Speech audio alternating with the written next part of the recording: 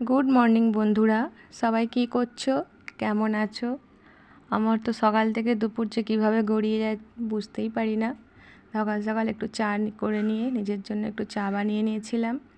চাটা করে নিয়েই এই যে মেয়েরা স্কুল যাবে, মেয়েদেরকে রেডি করে দিলাম। আমার দুই মেয়ে, এই যে ছোটো মেয়েকে প্রথমে রেডি করে দিলাম। আবার বড় মেয়ের পর বড় মেয়ের চুল বাঁধতে হবে। ওর প্রত্যেক দিন চুল বেঁধে দেওয়া আমার ডিউটি। এই যে ওর চুলটা বেঁধে দিচ্ছি, তারপরে চলে গেছি রান্নাঘরে। বন্ধুরা, তোমরা যারা যারা আমার ভিডিও দেখো, পছন্দ করো, তারা একটু লাইক করো। তো দেখেছি, কিন্তু লাইকের সাথে সাথে তোমরা কিন্তু অবশ্যই একটু কমেন্ট করবে। তো তোমাদের কমেন্ট কিন্তু আমার কাছে ভীষণ গুরুত্বপূর্ণ, কারণ আমি তোমাদের কমেন্ট থেকে ভীষণ রকম এনার্জি পাই। তোমরা অবশ্যই কিন্তু ভালো মন্দ তোমাদের যা মনে হয় কমেন্টের মাধ্যমে লিখে জানাবে। এই যে রান্নাঘরে আমি প্রথমে আজকে পটলগুলো একটু ভেজে তুলে নিয়েছিলাম। এবার বরবটি, আলু, পটল দিয়ে আজকে একটু ঝোল বানাবো।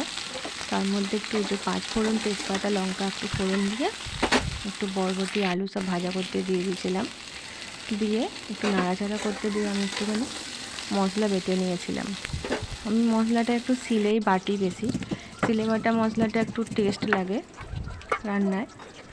যখন অনেক বেশি মশলা হয় তখন মিক্সি ব্যবহার করি, নাহলে শিলেতেই মশলা অল্প হলে বেটে নিই। আজকে একটু উঠতে দেরি হয়ে গেছে সকালবেলা, আর শরীরটাও ভালো নেই। আজকে সেরকম কিছু রান্না করিনি, সেই জন্য একটু ঝোলই বানিয়েছি পাতলা করে। এই যে মশলা বাটা হয়ে গেছে, এবার একটু বাটা মশলাটা দিয়ে তার উপর একটুখানি 1 চামচ মতো ধনে গুঁড়ো দিয়েছিলাম। ধনে গুঁড়ো আর একটু বাটা মশলা দিয়ে সবজিটা নাড়াচাড়া করে নুন, হলুদ দিয়েছিলাম। গুঁড়ো লঙ্কা ব্যবহার করিনি, কারণ কাঁচা লঙ্কা ফার্স্টে তেলের মধ্যে দিয়েছিলাম, ওতেই মোটামুটি ঝালটা হয়ে যাবে।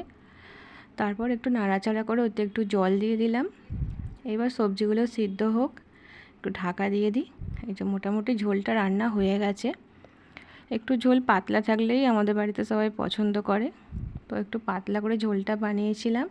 তারপরে আমার হাজব্যান্ডের টিফিন বক্সটা আগে গুছিয়ে নিই, ও বেরোবে ডিউটি। এই যে আজকে তো সেরকম কিছু রান্না করিনি, ওই দুটো বাটিতে একটু অল্প অল্প করে ভাত দিয়ে দিলাম, আর একটু আলু সিদ্ধ মেখেছিলাম লঙ্কা দিয়ে, তেল নুন দিয়ে। তো একটু আলু সিদ্ধ মাখা ভাত আর ওই একটা বাটিতে ঝোল দিয়ে দিলাম। ব্যাস এইটুকুই আজকে রান্না করেছি। ইচ্ছা হলে দুপুরে মাছ ভাজা করে নিতেও পারি। তো তোমাদের কেমন লাগলো বন্ধুরা, কমেন্টের মাধ্যমে কিন্তু অবশ্যই জানাবে। লাইক করবে, পাশে থাকবে। আর যারা যারা আমার পাশে থাকবে আমি অবশ্যই তাদের পাশে থাকবো। সবাই ভালো থাকবে।